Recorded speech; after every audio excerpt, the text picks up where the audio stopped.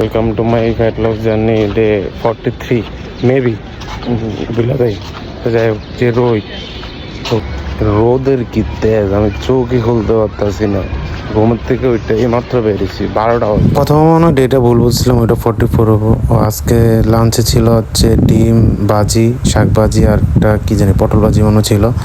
তো আজকে ছিল আমাদের চেস্ট ডে, তো বেশি কিছু মারি নাই, মানে শরীরটা ভালো লাগতেছিল না এই কারণে। তো প্রথমে হচ্ছে ডিক্লাইন ডাম্বেল প্রেস মারছিলাম, ওইটা ভিডিও করা হয় নাই। তারপর হচ্ছে হেভি স্ট্রিং মেশিনে চলে যাই, এখানে চেস্ট প্রেস মারি। দেন হচ্ছে আমরা চলে যাই আবার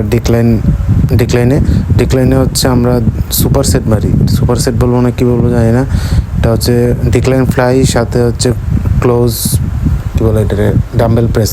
তারপর চলে যায় হচ্ছে আমরা মেশিনে হচ্ছে আমরা চেস্ট প্রেস মারি। তো এটার নাম মেশিনের নামই আমার মনে থাকে না, আচ্ছা যাই হোক। তারপর হচ্ছে আমরা চলে যাই হচ্ছে ডিক্লাইন বারবেল প্রেসে। তো ডিক্লাইন বারবেল প্রেসে আজকে আমি মনে হয় ফার্স্ট 20 কেজি মারছিলাম, তো এটা মনে 15 কেজি দিয়ে ওটা ভিডিও করা হয় নাই। আচ্ছা এটা একটু ব্যালেন্সে আমার একটু প্রবলেম হয়।